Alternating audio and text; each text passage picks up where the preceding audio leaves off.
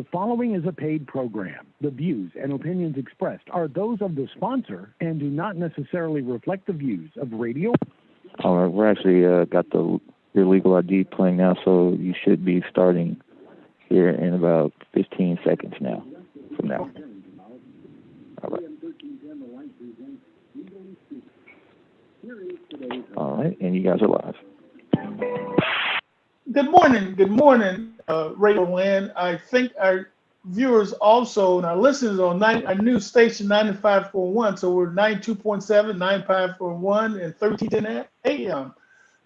Thank you very much for our show. But before I introduce our guest, we have a sorrowful day today.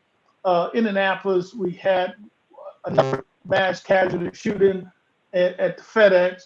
And I like to express condolences, especially to my clients who were victim of this unnecessary shooting. First with Carrie Smith. Carrie was a beautiful young lady who had a bright future ahead. She had aspiration to be a physician one day. She was earning some extra money. She had only worked at FedEx for 2 weeks, got her first paycheck, was waiting for her Uber ride when this crazy assailant comes in and shot and killed her. He didn't know her, she didn't know him, and I'm so saddened by such a life loss that we're going to surely miss. Mrs. Hughley and her son were victim of this, and she survived. She say, "I'm not a victim, I'm a survivor," and had big kudos to Miss Hughley and her family, and I'm glad that you're still with her, you're your son. And Mr. Johnson, he was viciously attacked while coming in the parking lot. Got 12 shots in his car. He took a bullet in his shoulder. And Mr. Johnson, thank God he's still alive. And I'm glad that all my clients made it through except Carrie Smith. So, and today we have a memorial service at the Dome to honor the victim. But there's one thing, I start off with this. There's something that really was appalling to me. I saw the email and the Twitter feed from our two senators, Braun and Young. And I don't want to make this a political issue, but it kind of irked me that they were expressing their condolences about this unnecessary mass shooting.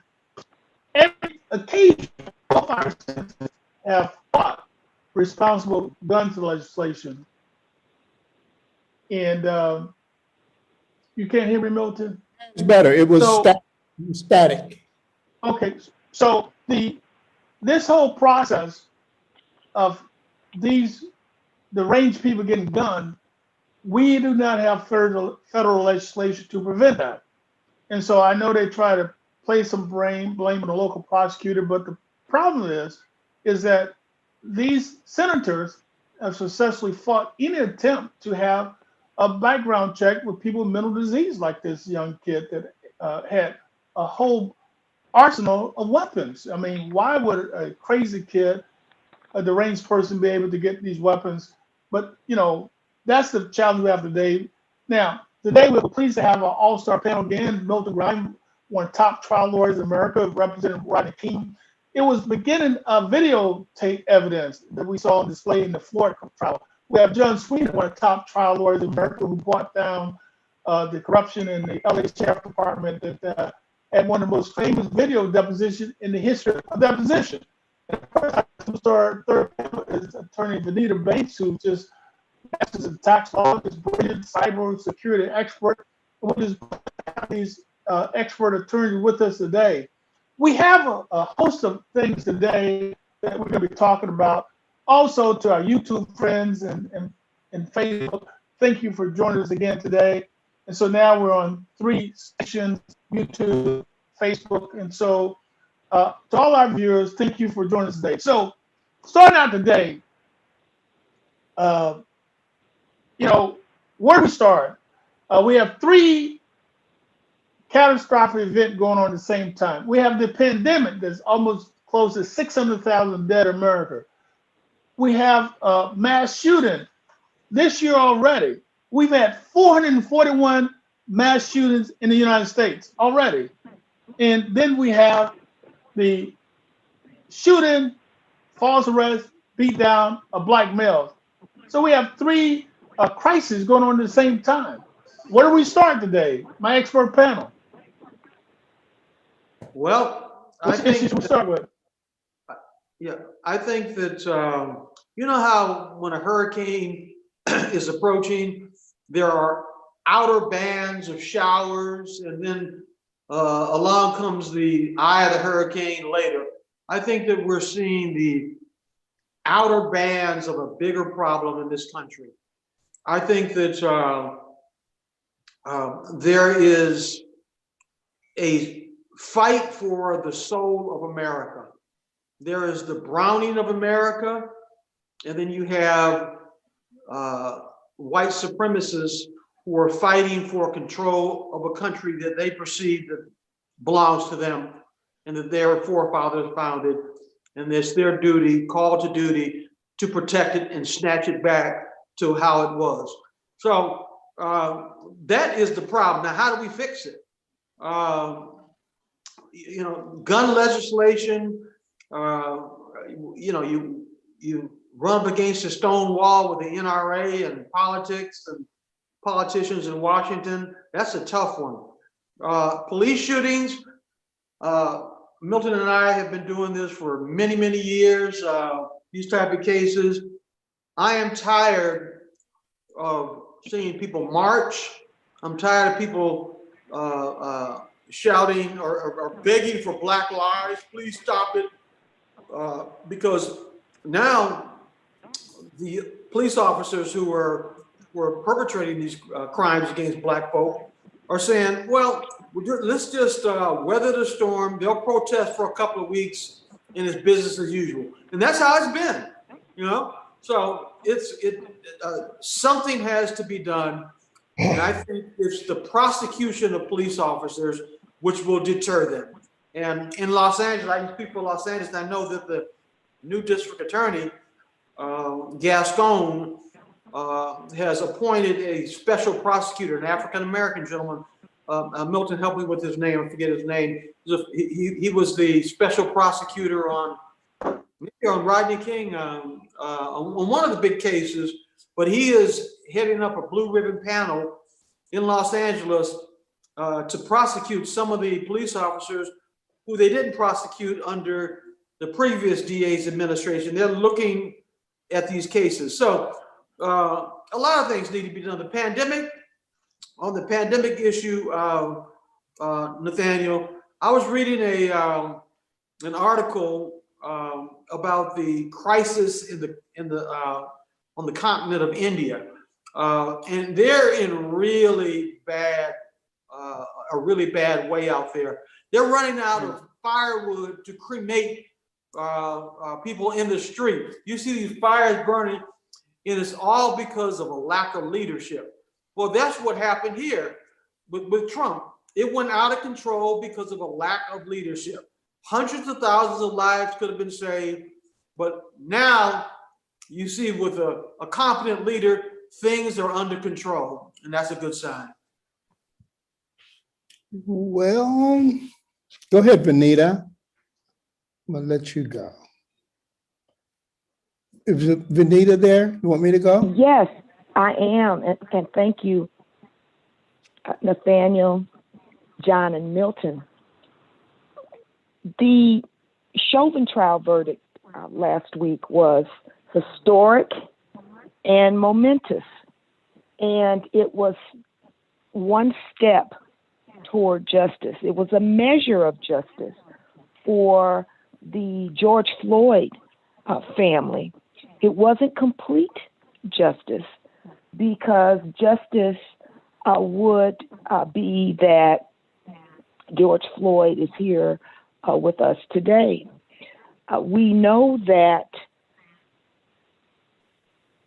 there are approximately 1,000 police killings per year. At least that's the statistic going back to 2015. And every 3 days, every day, 3 humans are killed by police, and they are disproportionately African American. So I gained some measure of hope as a result of the Chauvin verdict, which showed that the jury and the world could believe its eyes.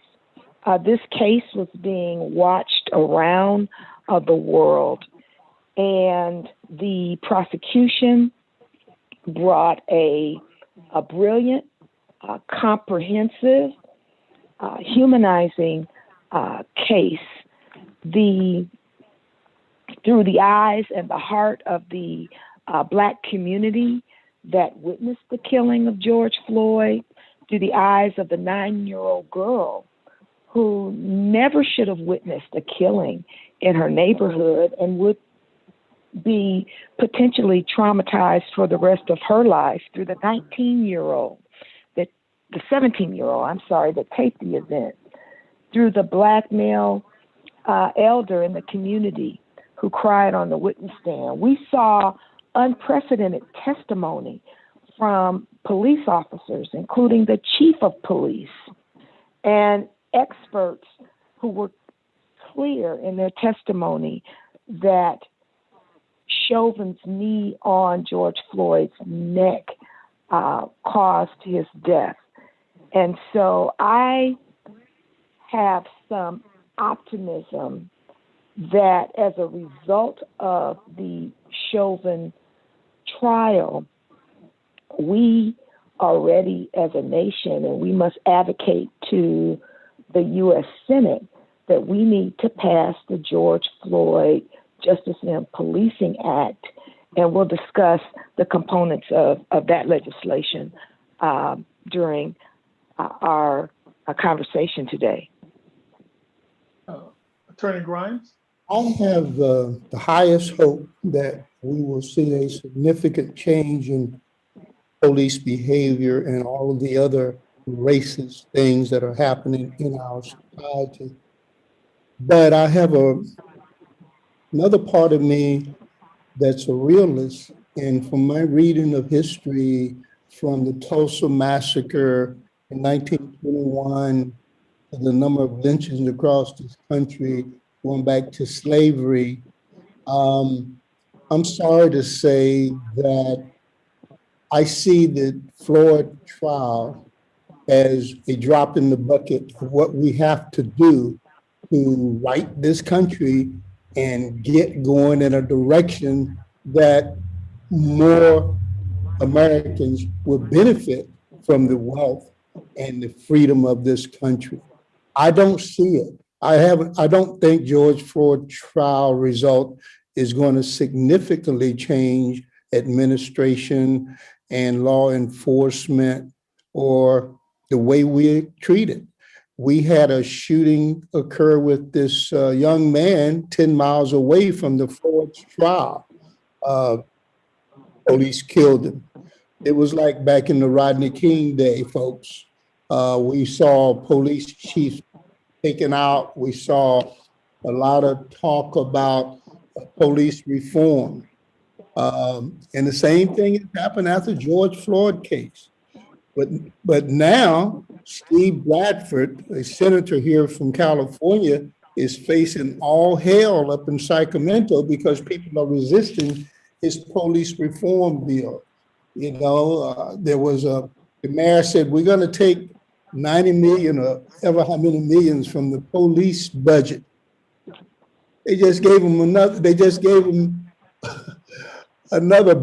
or so many more than that this year. So there's a lot of talk that's given to these issues when an emergency come up or when a traumatic event occurs, but things go right back to the old way of doing it.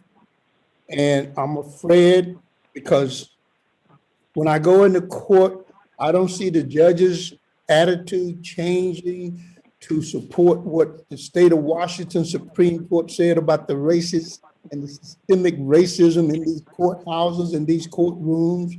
I don't see them paying attention to what the judge in Virginia said, who said he was not going to try another black man in his courtroom ever again, as long as he got all these pictures of white men in the courtroom around the walls, because it promotes racism.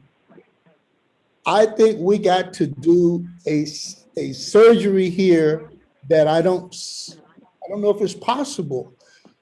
You know, we're not going to stop these mass killings you're talking about, Nate, because of your case or anyone else's cases, because the gun lobbyists make too much money, because the gun industry makes too much money to stop selling weapons to not only mentally ill people, but to everybody else, and promote the use of those guns. They can't sell them if the people don't use them. So our Second Amendment becomes the defense for having guns and selling guns to any and everybody. And so we're going to continue to have mass killings and outrageous behavior by the police until there's an excise of this cancer called racism in our culture. And I don't know if I can say that Second Amendment is based on racism, but it's based on fear. I mean, you got countries like Japan and others, they got millions of people in their population. No other country competes with the United States in gun violence. That's because we got a lot of guns on the street. So if we aren't willing to change this picture, we're going to keep dealing with these problems. Okay, we'll go to the caller line now. Let's take a call, producer, one of our callers. Hello, good morning, Brother Nate. Go ahead, Amatop. What you got for us today? Yeah, I'm sorry. I'm telling you, I just love you guys. You're so expertise. It's such a pleasure to speak with our great legal minds in our community. You know, I talked to my mother, who's an attorney and sister, but then, you know, I get different. You get a different spin when you talk. Spin or different expertise when you talk to our people who are involved in law enforcement. I mean, involved in legalese or whatever. So, people, you get a lot of stuff on TV, and I don't watch it, but I want to hear. I like hearing from our people and our people who are on the front lines, and we really appreciate you all. A couple of things I'll throw out there, and I'll be brief. I know you got time. Number one, the issue of the local governments being able to change these parameters. Minnesota's local government, the mayor of St. Paul, Minneapolis, who went through and decriminalized marijuana, stopped all these stops. He said he did a study and found that, yeah, blacks, whites, and everybody does drugs equally, but yet 50%, 60% of all the marijuana arrests in St. Paul were black, so he told them to stop it. Same thing happened here with Ryan Muir. What's your opinion on the local government, since all politics is local, states' rights? Get these local governments to make these changes, because that seems to be where we can probably get some headway here with these local governments to straighten this out. We're paying out these settlements. The two women who were beat during the George Floyd protest downtown were just standing there. Us taxpayers had to just pay them, I think it was maybe $600,000 to $800,000.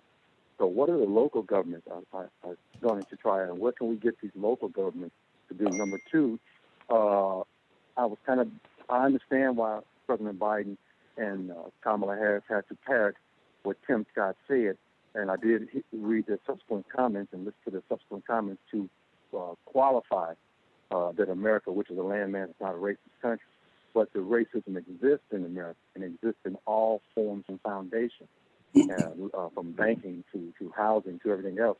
So this issue of dealing with the racism, because we know that it's not just about comply. That's my third comment. We know it's just not about comply, because I've seen 60 videos that Ben Crump has on the Twitter page in the last 2 weeks of white people beating the heck out of police, not complying, and they're not shot dead. Yet we get people calling here thinking that if it's just comply, would be okay. So we know it's a racism issue with this police, because they don't do that to their own people. I just watched the video that the lady beat the heck out the cop on the playground. Black folks were on the playground, wanted to step in and try to help, but they backed up. They said they weren't going to do nothing because he probably would have shot them. He didn't take even a taser out to this white woman who was literally beating the heck out of him. So they don't need more training. I want you guys to think on that. They don't need more training. They need to stop being purely racist, and I think that's where the ball has been dropped. And then lastly, the federal government coming in now, Merrick Garland, are you guys happy with the way he's doing things now? He's coming in Louisville, Columbus, He's charged the guy that killed Ahmaud Arbery.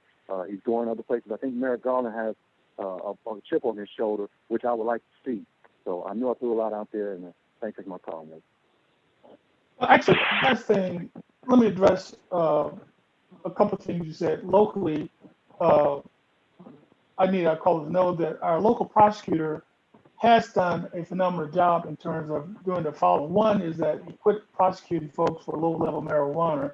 Two, we were able to get all those folks with marijuana, they're able to get the record expunged. So you don't have the issue anymore of having those on your record because you can get them erased. And also, unless you committed murder or rape and things like that, you can't get your record expunged now. I hope everybody can hear me. So a lot of things have been addressed locally by the local prosecutor. But what Milton was saying, let me follow up on something he said, and Vanita. I agree with what they were talking about, but there was one big problem. After we got the Chauvin verdict, before the ink was dry on the guilty verdict, we had 3 more black folks shot and killed by a police officer. You know, it's almost like it was a situation. It was almost a situation where the police officers must have got angry about that verdict. I was concerned that we had so many, and now in the case in North Carolina, they're refusing to release the video. I saw the judge ruling. That didn't make any sense to me. These laws must be nationalized and to take out the local biases, because we cannot allow our situation become where we, particularly black male, become target practice. And it appears we've had that happen here in the city. We've had Tyson got shot 49 times in the back. We've had Jerome Bay who tortured death. So we've had these events happen not in your city, but in every city. So this is something that's a crisis. And I think that we need to treat it as such. And we do need these national laws, but laws do not make changes necessary. It's people. So we got to get better people in policing. And I have a lot of police officers I represent that are outstanding. But there are some really bad ones out there that really is affecting us all. Now, we'll go, before our expert, we'll take one quick caller. Carl, you got a quick question for our panel today.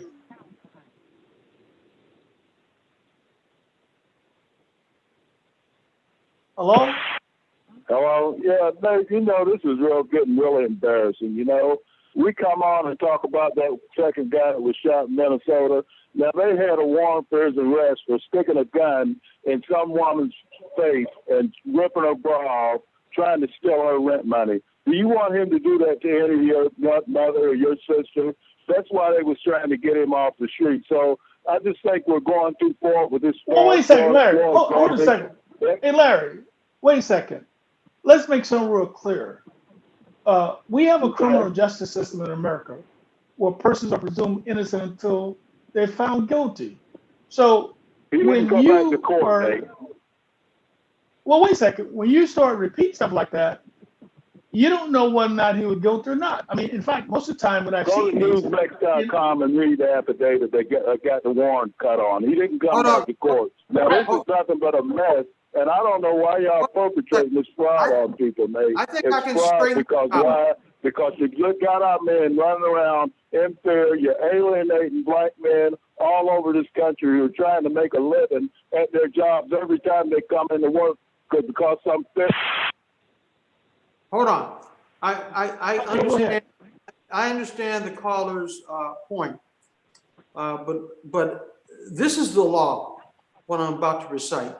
There's a United States Supreme Court case, Graham versus Connor, and if the police officer did not know anything about the person's background, that is irrelevant in a shooting. You can't make a bad shooting a good shooting in hindsight, in other words. You can't later find out that he had killed 5 officers the day before, had been the worst citizen in the whole world. All you can go by when you're judging these police shootings is what the officer knew at the time. And all he knew, or all she knew, the officer at the time, was this guy was stopped, I think, because of an expired tag. That's all. She had no knowledge of what his background was. And so it is reversible error, according to Graham versus Connor, to bring in any evidence at all about this person's background unless the police officer knew it and factored that in to the shooting. That's the answer to that question, plain and simple. But let me ask something, bring up something. I think my views on policing have been well stated over a 40-year career. But with that said, Milton, let me ask you this. Yes, sir. The police officer who took the life of that 17-year-old girl who had the knife and was poised to stab her friend, what do you think about that as a police shooting? Do you think a good or bad shooting? Because I have my opinions. What do you think? I just want to get another expert's opinion. I think it was, why can't I remember her name? It came up during the King case where the police chief said, Eula Love. Am I correct with that name? Yeah, Eula Love. Eula Love. She was standing on her porch and wouldn't let I think it was the water man or the meter man cut off her water or electricity, one of those services, utilities. Right. And she had a knife. And from what I recall, she threw the knife. It didn't hit either one of the two officers. And they emptied their revolvers on her. They shot her 12 times. She didn't throw a knife, and then they shot her one time, and she didn't have another knife to throw. But they shot her 12 times. I questioned Chief of Police Gates in the King case about that shooting because he wrote in his book that it was a good shooting. But outside of his book, he had made comments about it was a bad shooting. They didn't have to shoot her 12 times. With the girl with the knife, I still think these officers should be, if haven't been, trained well enough to at least use less than lethal force in confronting a person with any kind of weapon, maybe except a gun. They should size up the situation and then decide what level of force to use.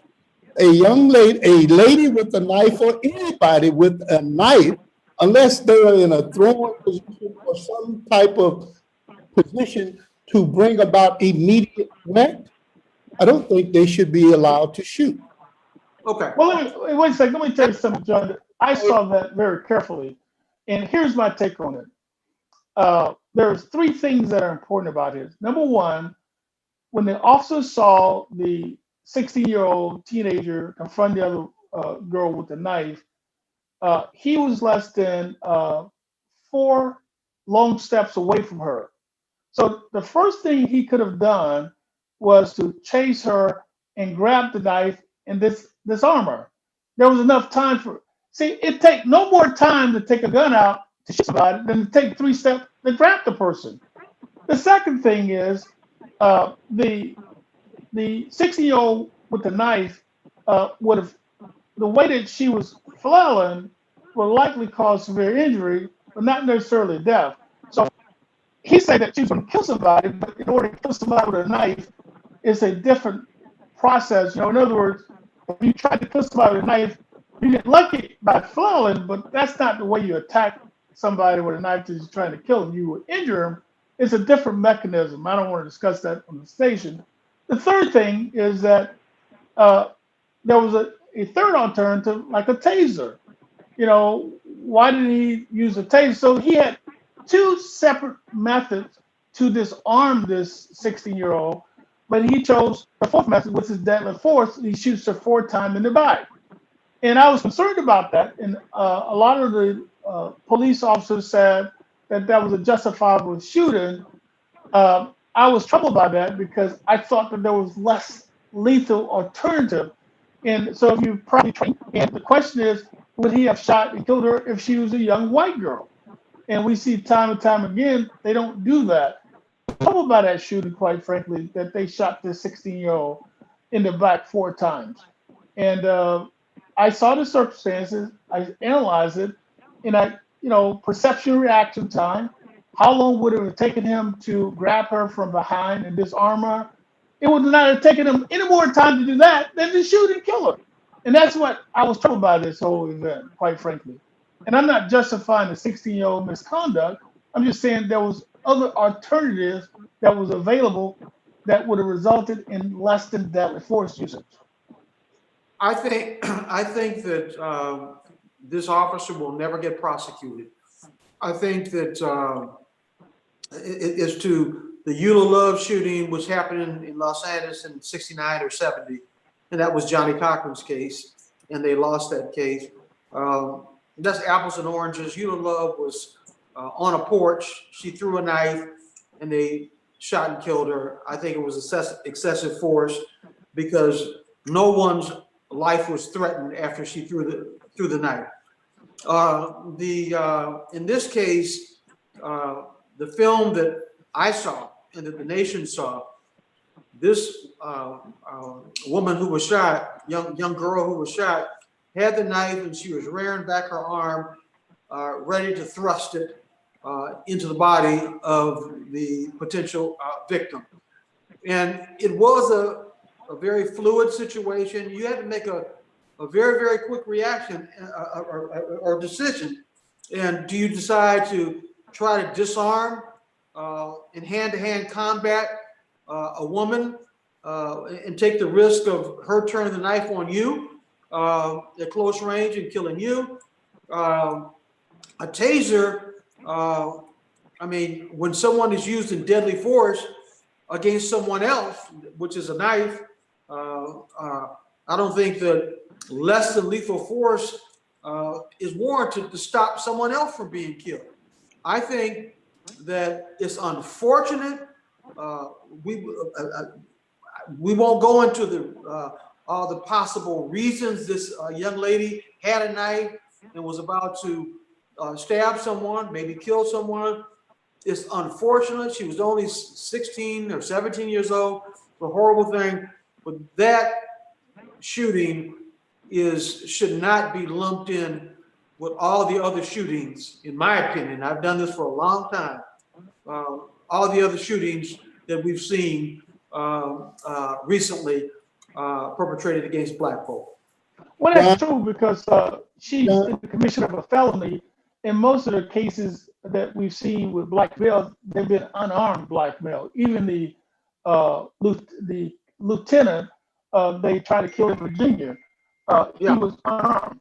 And so there's a big distinction between a person with a deadly weapon.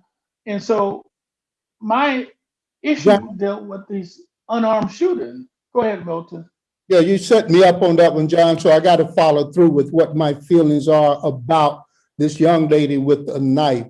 I see a knife as a deadly weapon in certain situations, but I think too many times officers have justified shooting, and I've had several of these cases with an item in the hand. One was a shelf hanger where you put boards on. They thought it was a knife. It turns out to be a shelf hanger.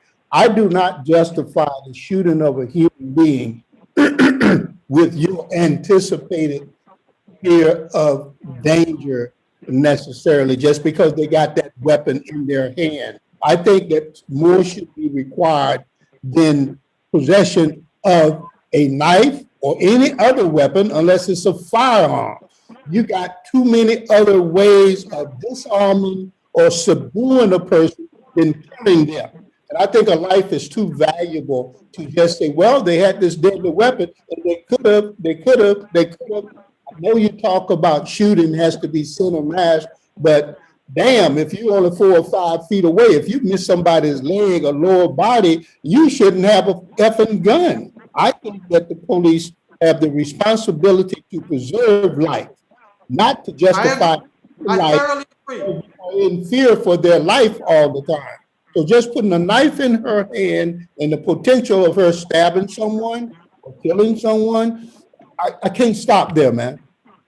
Yeah, but the difference, Milton, is that this wasn't a woman who had a knife in her hand standing by as a potential threat 3, 15, 20 seconds down the line. This was a fight between two women, young girls, and she was rearing back with that knife, ready to plunge it into the body of another person. What if she had killed that person she was aiming the knife for? The criticism would have been that the police officer stood by and let my baby get killed by this crazed person. I think this case was, from what I saw, was way more justifiable than all the other ones that we've seen recently.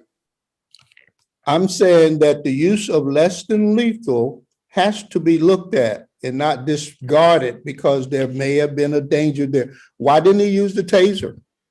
Oh, okay, and let me answer that. First, there are several less than lethal. There's beanbag guns, Right. a 40 caliber gun that shoots rubber bullets. There are tasers.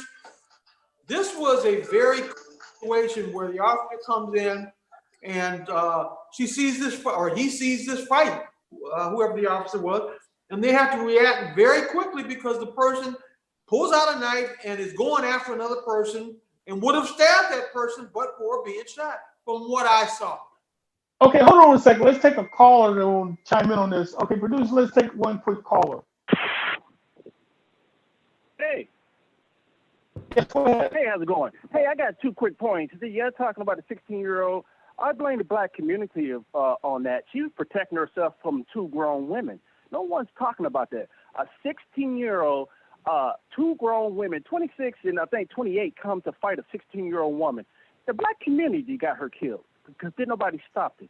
Another point, if we was talking about a group of white cats being killed by government-sanctioned police, it would stop.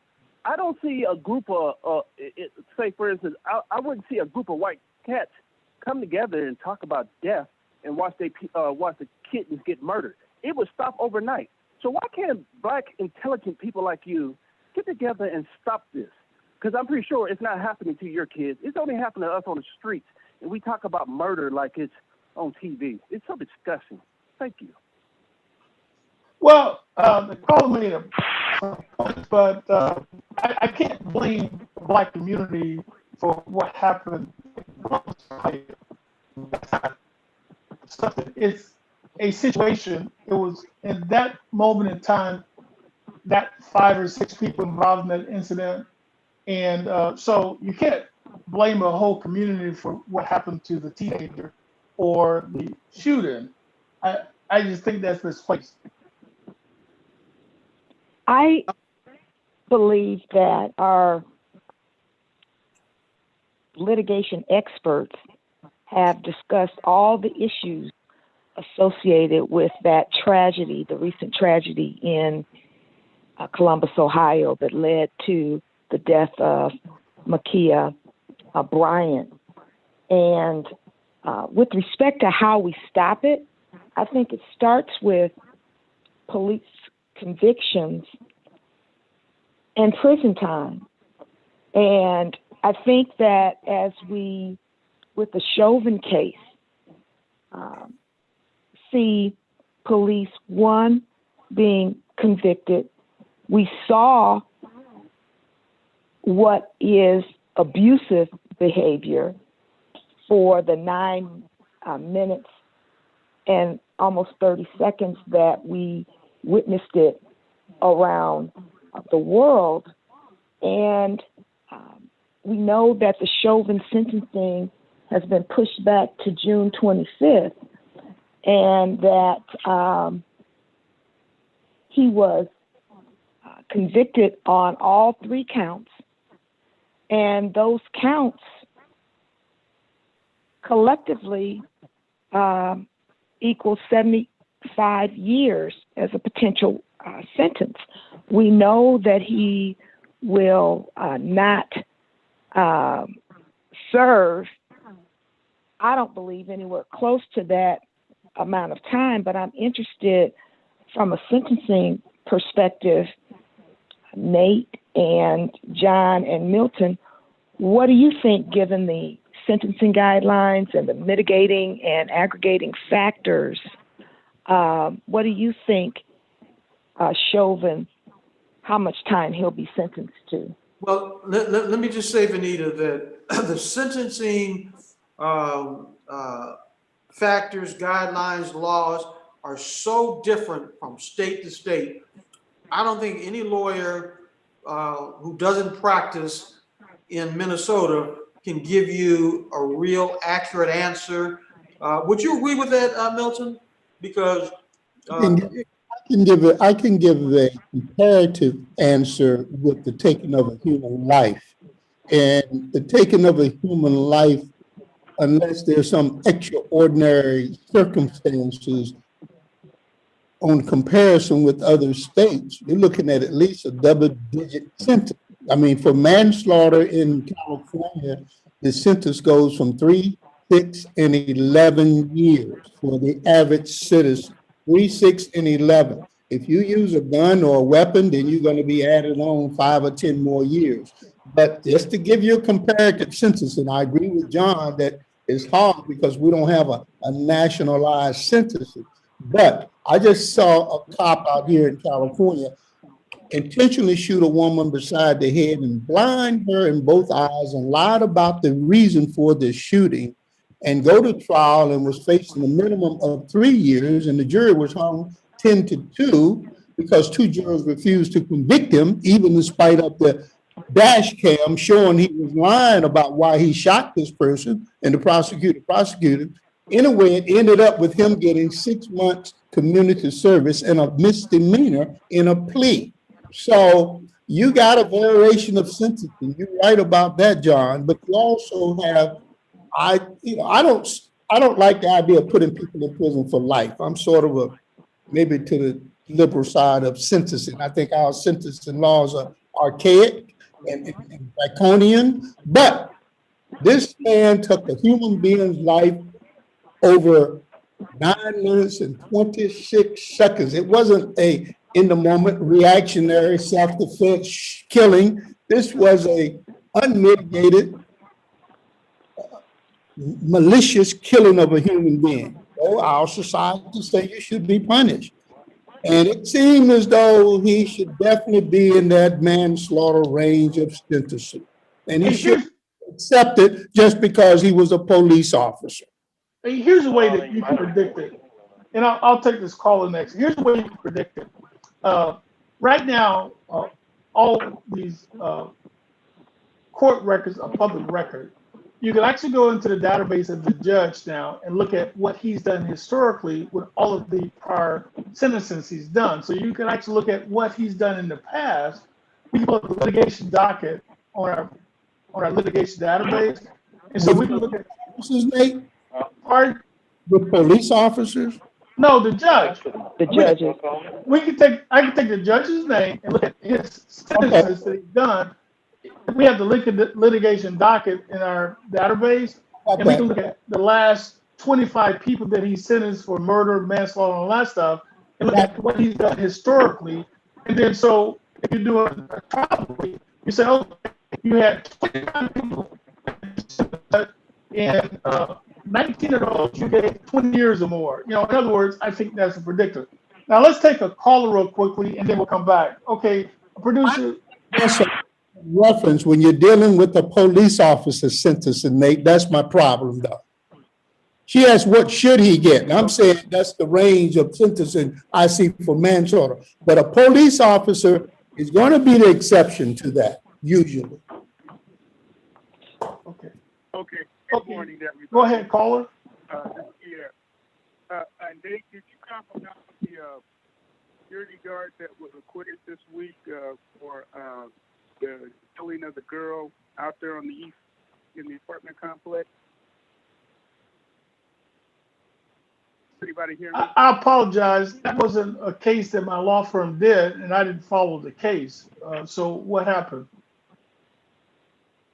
Well, you know that this shooting happened last year during the unrest, and the cops there on the in those apartments out there on the northeast side that have been, some of them have been condemned or that the city owns, and it was a high crime area, and they had a security guard company out there, and apparently the girl drove over there and she got into it with somebody else, but apparently she had a gun in her possession, and I guess the security guard walked over to her and saw it, and I don't really recall all the facts, but anyway, he ended up shooting her and killing her, and he was charged days later, and this had to be a speedy trial because it just happened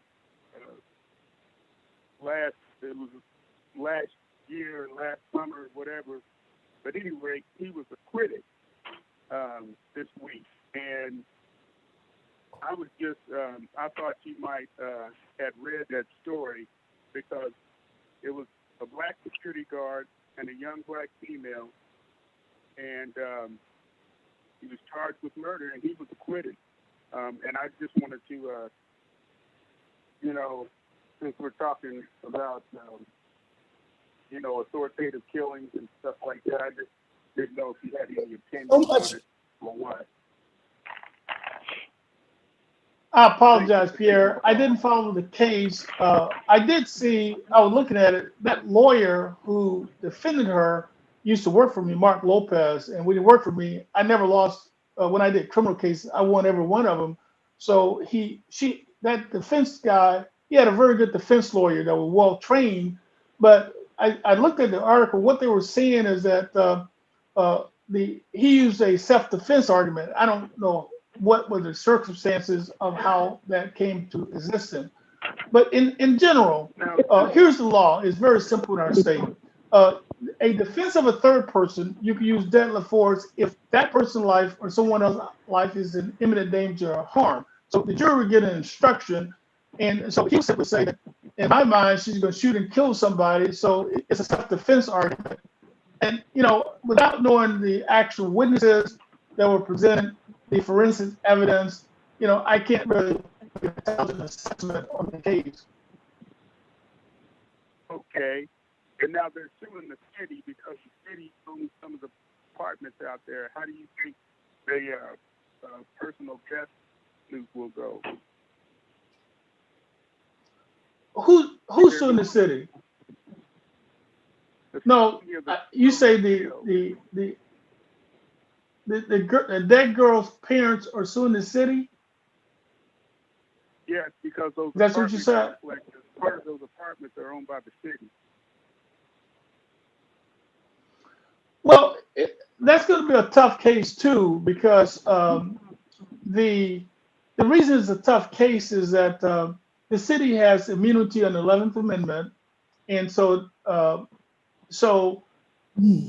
going to be a very difficult case. You got to remember is that what most people don't realize is that almost all these cases when police officers shoot and kill black citizens, the cases get thrown out under the issue of qualified immunity. So in every case in which the person had a weapon, I don't know of any of those cases actually going to jury verdict. So the problem into if the person has a weapon, they could use qualified immunity, which says that they're not liable. They get to kill and they're immune from suit. So I'm not sure how much legs those lawsuits are going to have because I've not looked at them and apologize. It wasn't on my radar because we've had so many killings and homicide.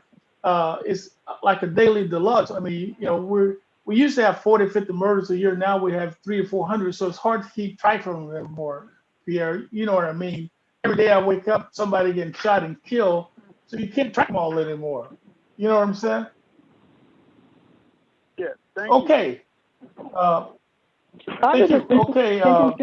Under the sentencing guidelines in Minnesota, Chauvin would be looking at a floor it appears, of at least 12 and a half years, but that could be impacted by a number of different factors, aggregating and mitigating factors. For example, he has no prior convictions.